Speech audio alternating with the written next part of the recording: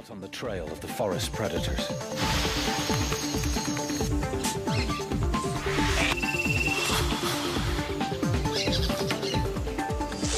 That is a cat.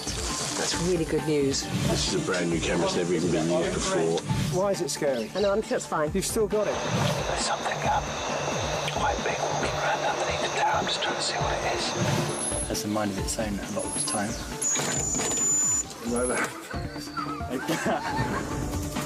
To find the cats in this forest, we need to find their prey at the source.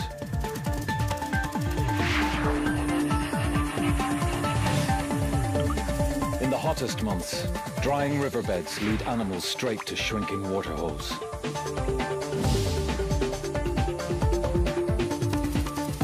To drink, animals must gamble with their lives.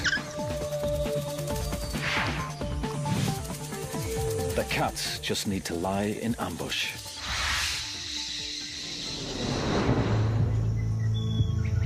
These hidden pools are a perfect place to meet cats after dark, when they're most active.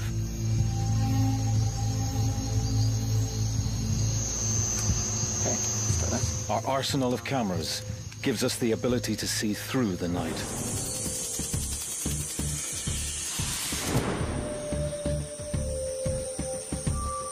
The Starlight camera takes available light from stars or moon and magnifies it, allowing us a cat's eye view of the forest.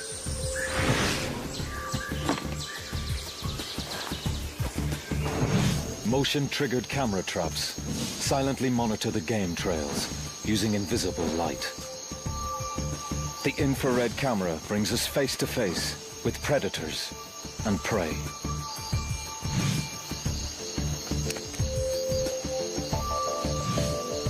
Warm-blooded mammals can't hide from our thermal camera.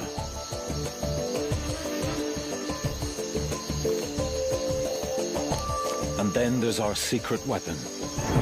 A cable 18 meters above the forest floor, silently carrying remote cameras to the action.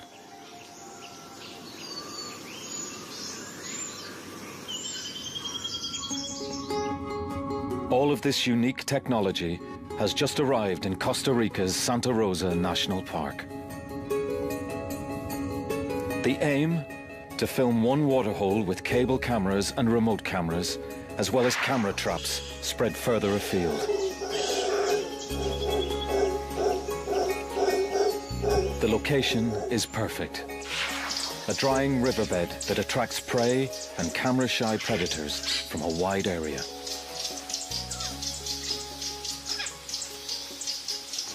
But it's a very ambitious plan.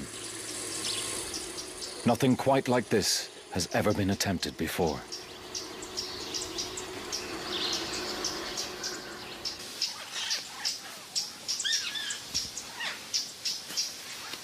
"50 years ago, most of this land was pasture, and ranchers shot cats on sight. Now, Santa Rosa and the surrounding area is one of the most important natural refuges in Central America, and the daytime forest is full of life. But the life we're looking for is normally concealed by trees.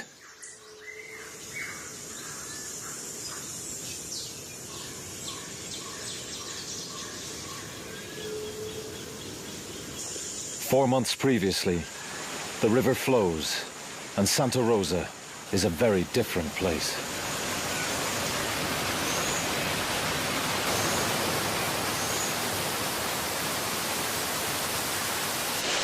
Martin Dorn and cable expert Tim Fogg are greeted by the heaviest rain in decades.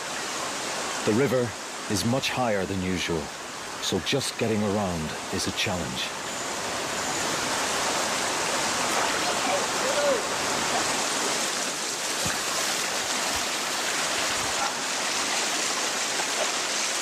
Damn tripods, eh?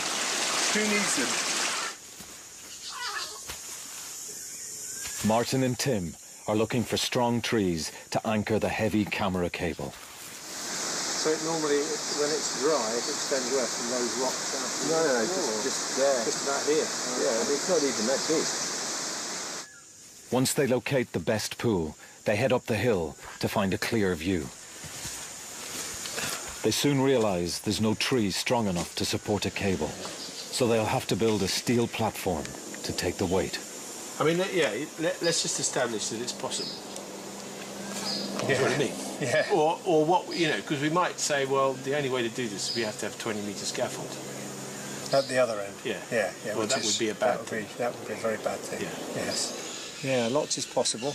Always the question is how much time and effort.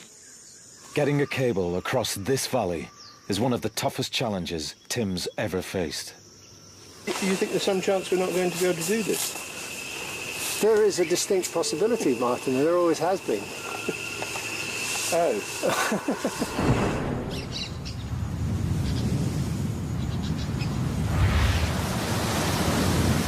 The dry season winds drive water out of the forest.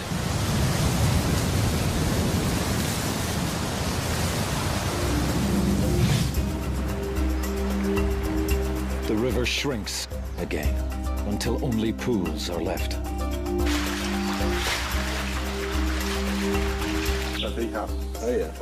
Jaguar scientist Eduardo Carrillo has studied cats here for 25 years.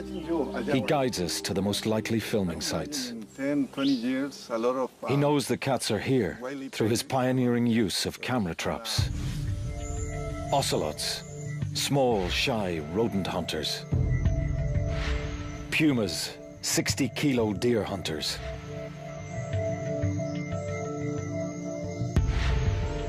And jaguars, the biggest cat in the Western Hemisphere, yet one of the hardest to see. Is that this waterfall here? The team are ready.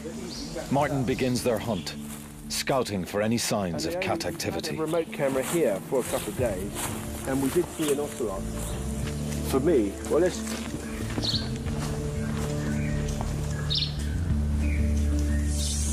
What's that? That's a cat. Yeah, no, perfect. It's an ocelot footprint. Good eye, Martin. Really good eye. Downriver, camera woman Justine Evans finds her own evidence.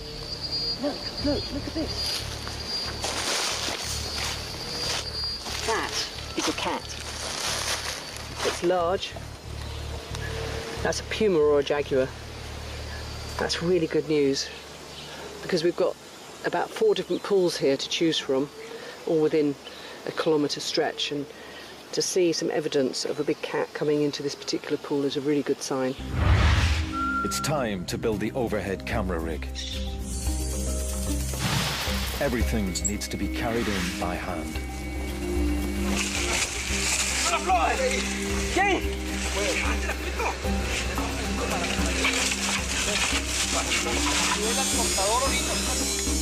A 7-metre-high platform will anchor the cables and serve as a control centre for the remote cameras in the valley.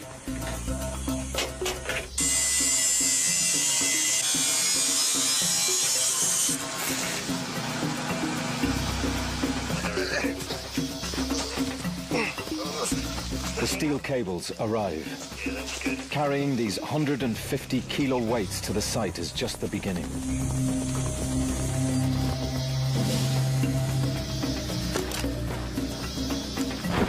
Stretching them 350 meters across the valley will test the entire team.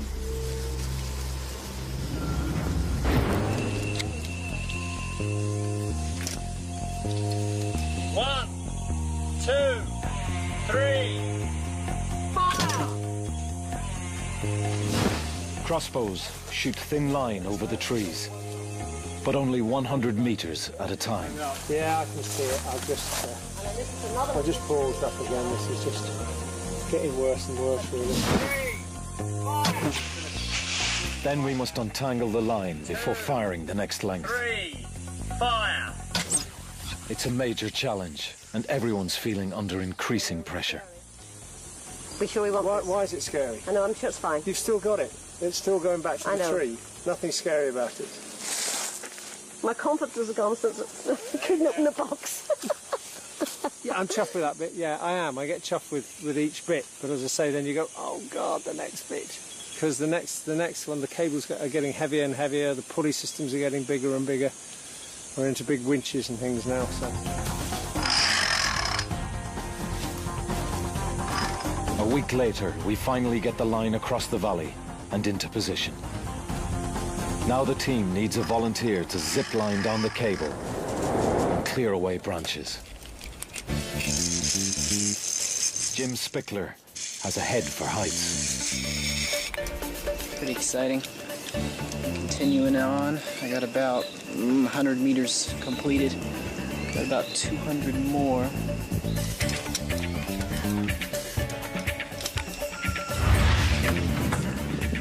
Pretty excited right now.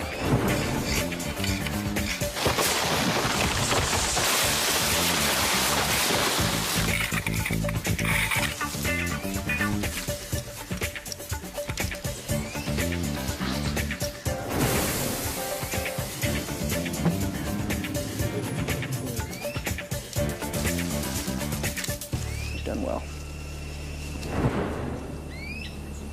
The cable is ready for action. The dry season tightens its grip and the pools are shrinking fast.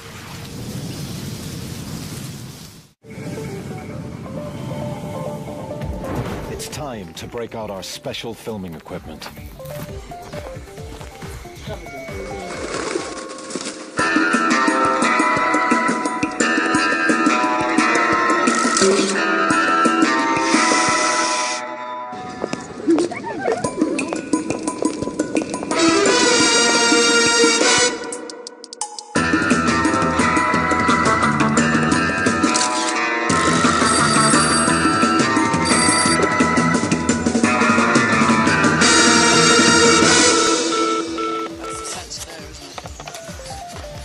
Among our most important tools are the trap cameras.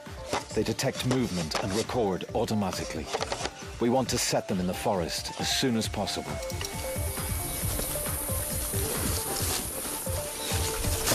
Cameraman Nick Turner has worked in this difficult location before. He has some good ideas for places to set camera traps.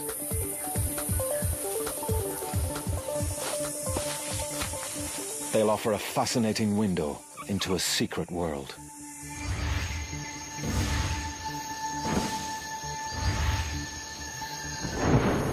We'll also need to rig remote control cameras to track and film our targets from the tower.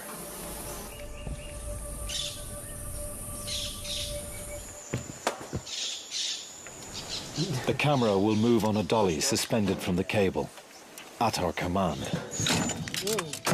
If we can fine-tune its controls. String is a reliable piece of technology. All this stuff runs out of battery and has a mind of its own a lot of the time.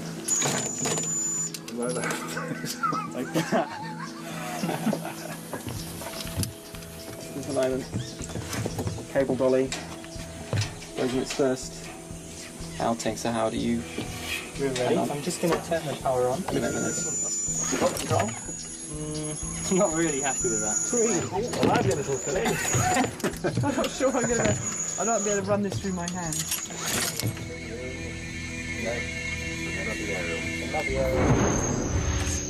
With the gremlins almost under control, we can start looking for cats on the move.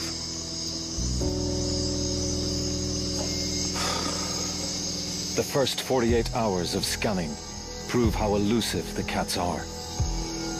But we know they are near. Then, we have a lucky break. Out patrolling the nearby beach, one of Eduardo's students, Luis Fonseca, stumbles across a remarkable sight. A young jaguar killing a nesting sea turtle. His camera phone captures the first moving images of a jaguar from Santa Rosa.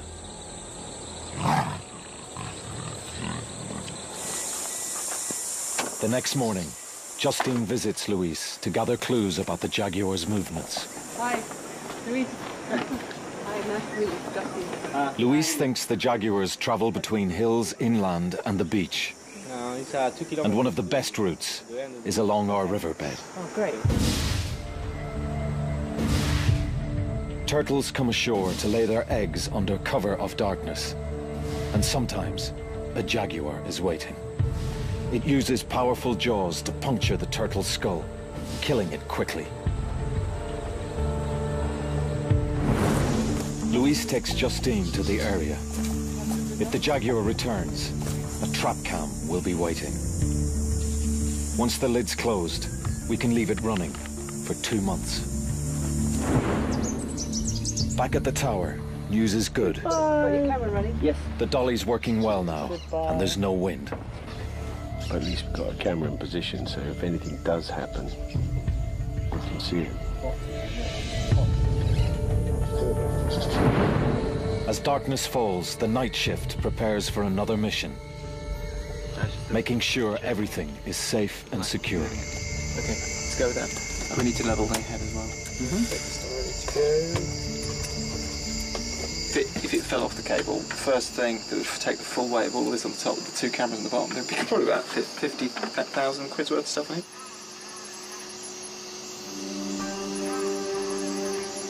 A clear, still night welcomes the camera out. The bright moonlight gives the Starlight camera an aerial shot of this amazing new world. When we add our thermal camera to pick out warm mammal bodies, the forest turns transparent. I mean, I've not seen anything like this. It's really cool.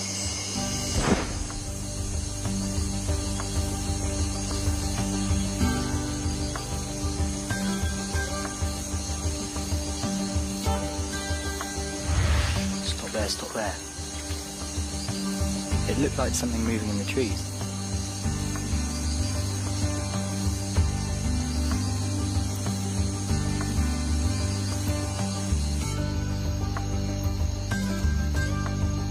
Exposed rocks retain the sun's warmth, outlining the course of the dry river. There's definitely something down in the riverbed. Slow down, stop.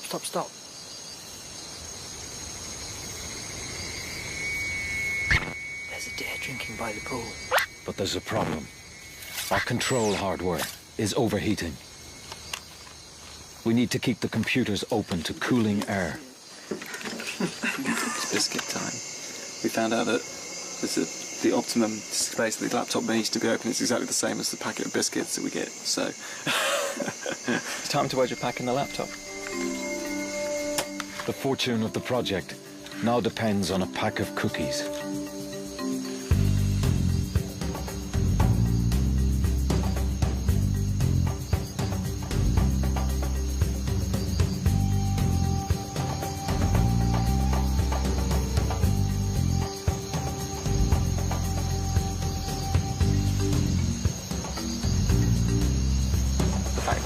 See, you know, a thermal image.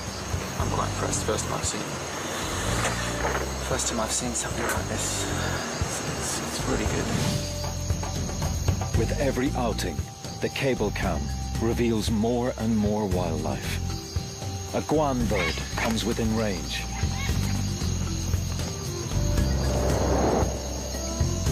We capture an elusive tree porcupine creeping through the branches.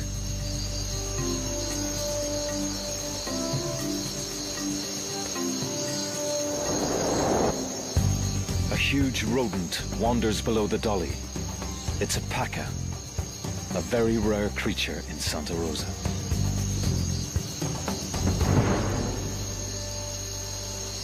With our eye in the sky up and running, the team's confident it's only a matter of time until the cats appear. But we can still only see part of our target area. We plan to set more remote cameras on the forest floor to cover other angles. Something moving in the trees. Stop there.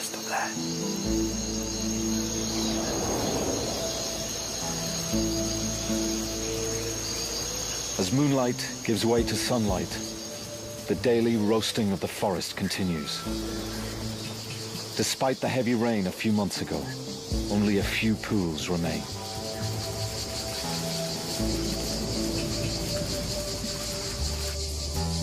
It's now 40 degrees in the shade, and the monkeys are feeling the heat.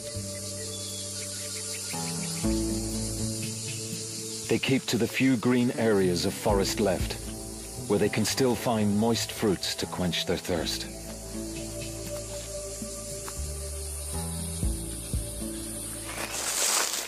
Down on the forest floor, the dry leaves are now as crisp as potato chips. The cats are more likely to use our riverbed for silent stealth. It's the perfect time. But there are problems with the remote cameras. He said, I didn't realise it was going to be, this heat was going to knock out the cameras like it did, actually. Can the camera traps withstand the soaring temperatures? Hey, tapir. That's great. That's a fantastic shot. That's fantastic. That's a really good one. It's a great shot. Weighing in at over 300 kilos, Baird's tapir is the largest land animal below the United States. These distant relatives of the rhino use the same paths daily to water, but they are hardly ever seen.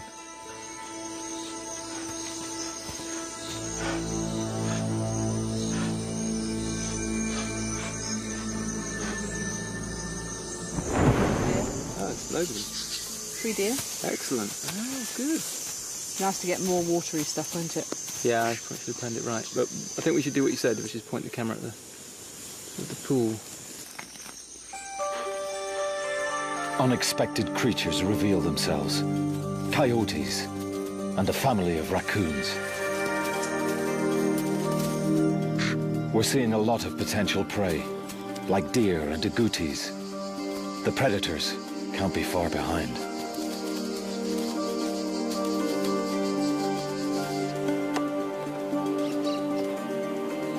Oh my God! It's a puma! It's like there's no doubting that shot.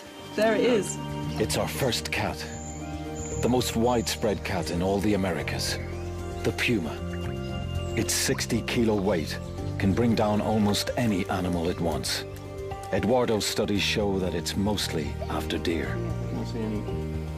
So the cats are here, and we've more camera traps to view. That is unmistakably a jaguar.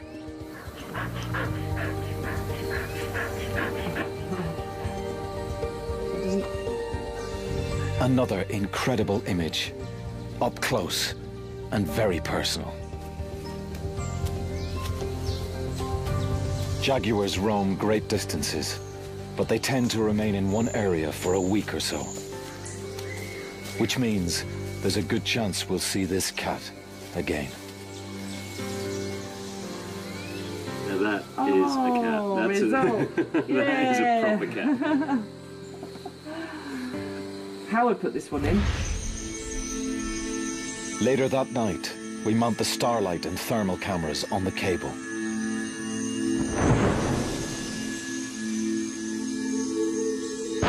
On the ground, we deploy infrared and thermal cameras, hoping to shoot the jaguar's return.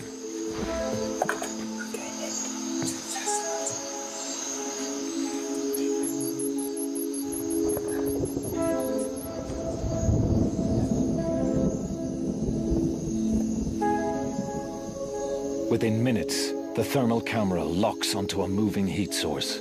Stop that, stop that. I think it's a deer. That's a deer. What's he doing? Is he eating? Moving there.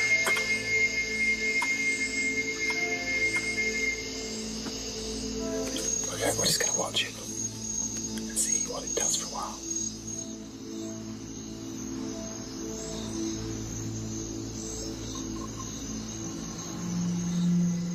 The deer looks like it's coming for a drink.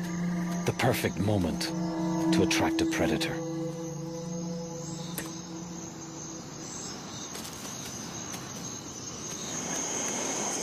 Something coming in. I know.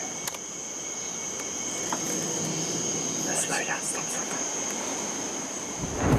That's a tapir, I think. Do you want to just let the dolly out really slowly and smoothly? That's it. Really slow. Sorry, I'm checking. This is a unique moment. Up till now, wild tapirs are practically unfilmed. They're too secretive. And here, we have a female tapir, completely unaware of cameras, beaming her live image back to the tower.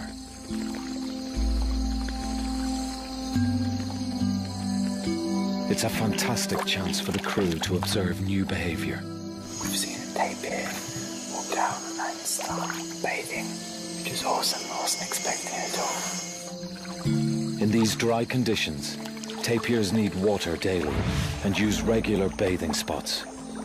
This is now the only pool for miles.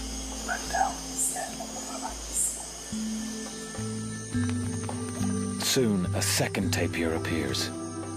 A male. The two seem cautious. It looks like they know each other. He may recognize her scent, because he probably can't see her in this level of darkness.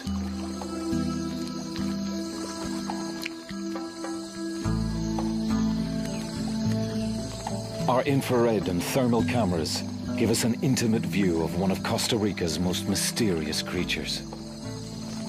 Their gentleness hides a different nature. Hunters say that a threatened tapir is very dangerous to humans and cats alike. Even a big cat might think twice before ambushing this peaceful scene.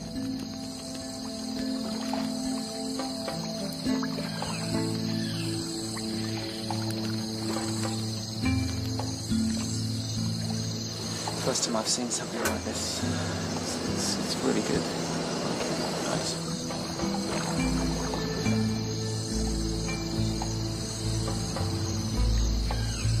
You see that? It's just taking off and landing on the tapir. It's some sort of bat.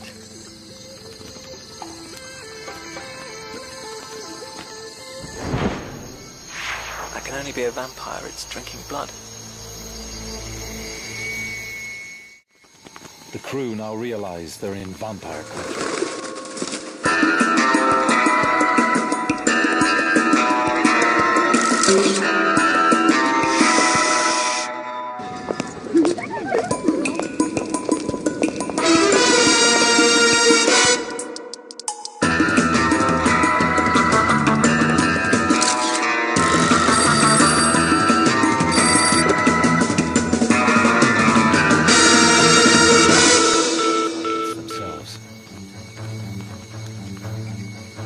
Everywhere. I think they must be here for the deer.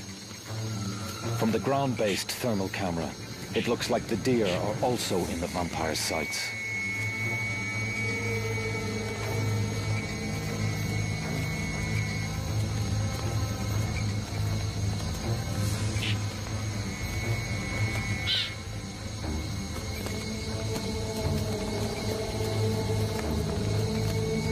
Once they've landed, the bats use their own heat-detecting sensors to home in on their warm-blooded meals.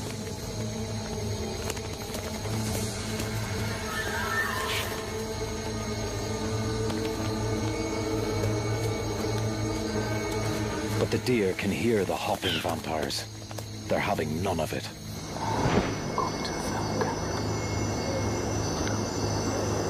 On the remote camera, Nick notices a mysterious shape glowing in the bushes. Oh, well, I don't quite know. It's in amongst the branches. Yeah, there's something, isn't there? There's a hot spot back there. Something through those branches. It's definitely a cat, but I just can't see what it is.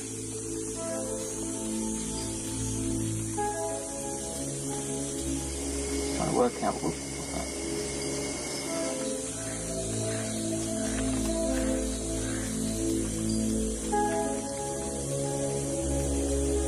A rustling toad attracts the cat's attention.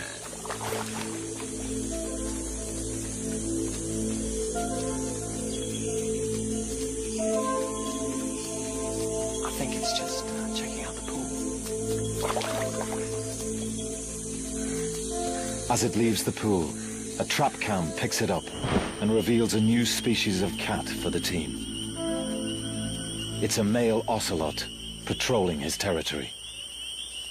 They prey on rodents, even monkeys, but stay well hidden when the big cats are around. It's a fantastic sighting for the crew. Another mystery cat of Santa Rosa. So it looks like we've got a cat. We're on a high. Then, disaster strikes. That's some really dramatic news from Nick that the cable, one of the cables has collapsed. The overhead cable let go of its moorings, plunging our cameras and dollies 6 meters into the trees below. The cameras could be destroyed. We'll have to release the tension. But it could have been worse. This was the cable that Jim was climbing on only a few hours ago. And he could have come down. I mean, he wouldn't have. Like a vampire, the Starlight camera's light-sensitive lens will burn out at sunrise. So it's just going to climb, or do you think we should just try and get the angle of this right? I'm going to pull it back and just try and re-engage it by rolling it down the hill.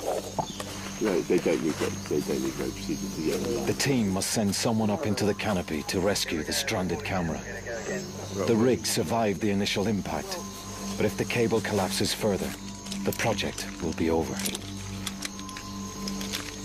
I think after this, take the camera off and lower it down. The dolly is stuck. There's knots come apart. As night turns to dawn, the crew face one of their greatest challenges. Could you just gently pull just put tension on it, just gently pull it. We just want to see what happens now. Down towards the end. Yeah, it's never going to get to the end of the friction. To get the dolly down, we'll have to dismantle it in mid-air, a piece at a time. You need more tension, more slack up there. Try and get to the end of the spring. So that's entirely unfair. It's subjective. I believe the process is painstaking and dangerous. Unfortunately, the pulley's going to be on top of me as well. By early morning, the last sections are safe, but it's a mess, and it'll take a couple of days at least to put it all back together.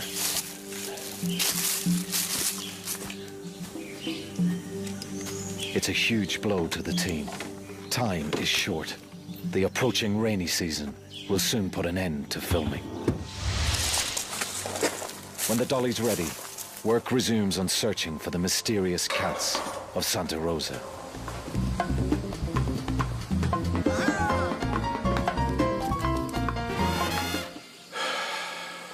this is tremendous fun.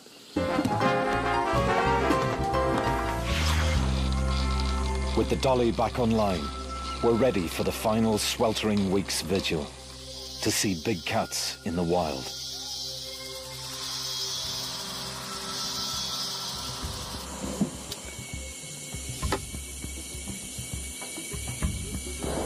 Turn it clockwise.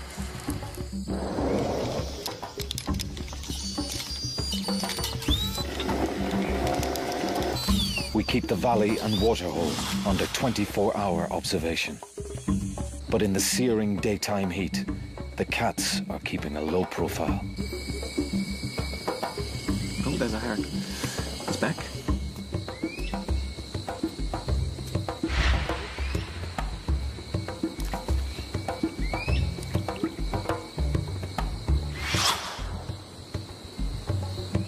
We are seeing so much prey, our chances of spotting a jaguar are increasing.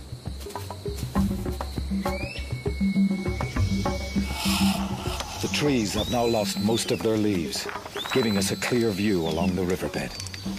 Taking one off. Okay, right. Let's go further that way. Yeah. Our window of opportunity is finally open. Say when. The temperatures reach 45 degrees in the shade. If animals want to drink, they must come here.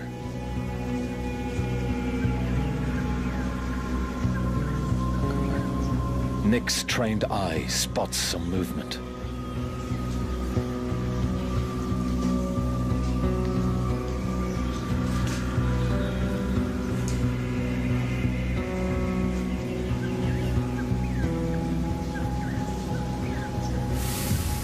It's a puma, right by the waterhole. It's looking over towards the waterhole. I'm still running.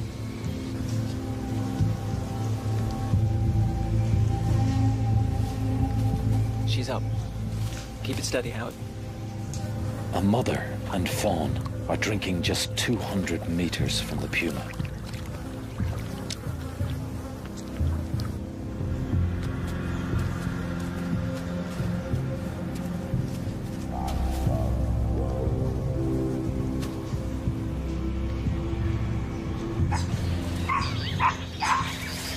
Suddenly, monkey alarm calls fill the air.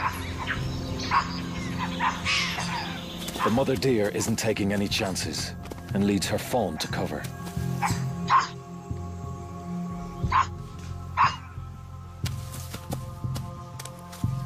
In daylight, these sharp-eyed capuchins can spot predators in the distance. They mob cats when they find them, letting every creature in the forest know danger is coming.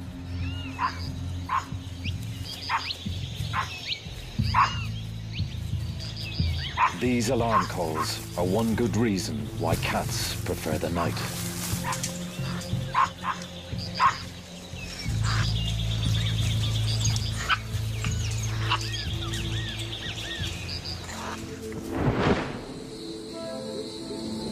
As the sun sets, the moon casts a bright glow over the forest.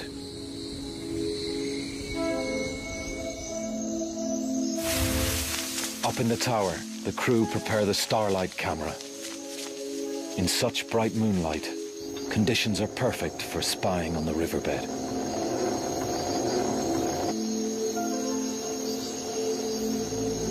Quietly and carefully, the team ease the dolly out over the trees.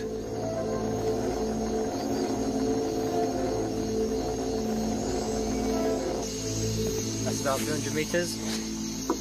Could be imagining it. We've just found a deer with a thermal camera, and it's in the forest, and it's about 100 meters from the waterhole, and it's just sitting in the bushes and not moving at all. He's just been grooming himself, and it's a very dark night, so I wonder if it's just it's a strategy for surviving a dark night, just to sit still in a thick bush and not move. Creeping through the forest, this deer could be taking a chance.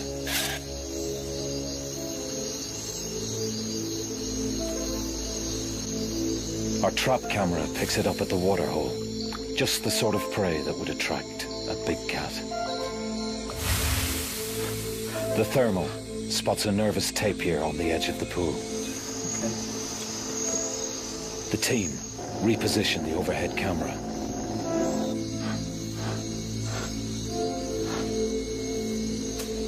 Something unseen startles the tapir. Just ran at something there, just turned around. Not far. Keep coming.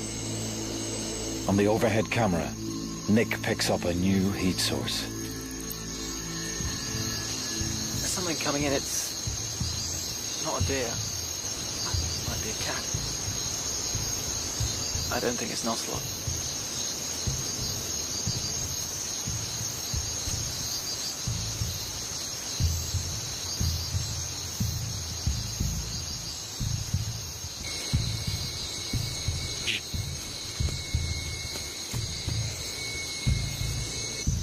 It's a puma, and it's on the prowl.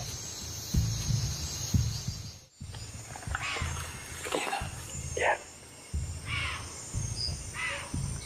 Deer alarms sound in the distance. The deer listen intently.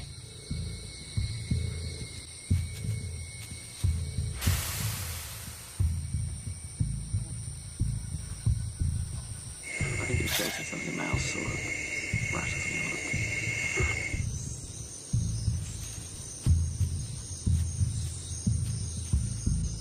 It looks like it's stalking down the riverbed.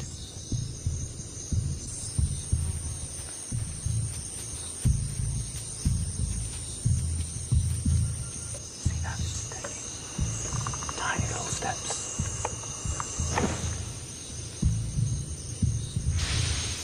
closer.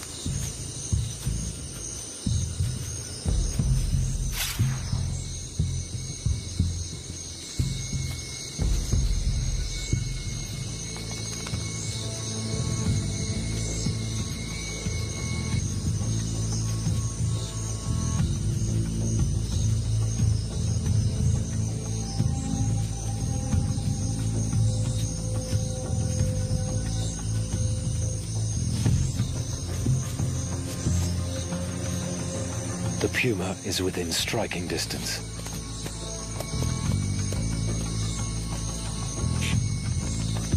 The deer freeze. If they bolt now, the cat will be on them in seconds.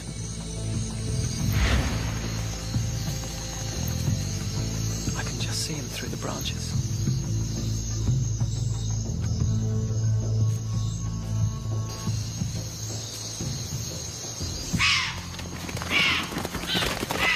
But the moonlight gives the cat away. The game's up, and the puma slinks off.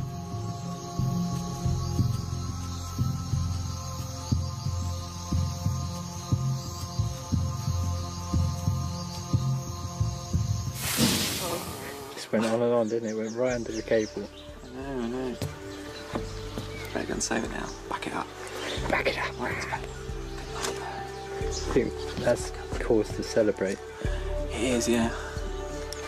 It is. I might have to have a beer. The 6 a.m. beer. Yeah. Excellent. God, thank God for that. I thought I had gone. Oh. Going home. In the excitement and stress of the cable and water hole, the trap cams have been neglected. It was on this beach a jaguar was seen killing a turtle a few weeks ago.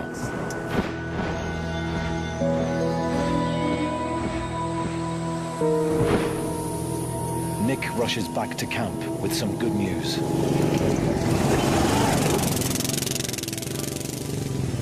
First one I looked at was the jaguar. I think it's just going to come out there and wander around, isn't it? It's just quite happy to... It's obviously the resident jaguar, you know.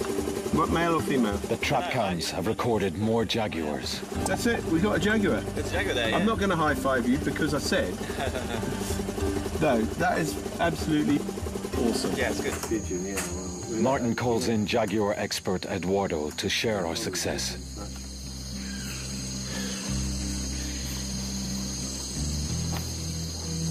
That's beautiful. It's a jaguar. 100 kilos of big male, sharpening his claws and scent marking his territory. That's beautiful, beautiful, just beautiful. The trap cam near the beach reveals an extraordinary scene. Another male finishes his turtle dinner. I mean, that's It's a beautiful animal, huh? beautiful. So you reckon that's what sort of age is that cat, do you think? I think it's let me see, it's an adult. Yeah. Not even our invisible infrared flashes can disturb its meal. Oh, pretty nice. Beautiful. Too beautiful, huh? Very in perfect condition. Yeah. This is an incredible result. Images of jaguars in the wild are extremely rare. Our night vision technology has led us into the mysterious world of these forest cats and revealed them as never before.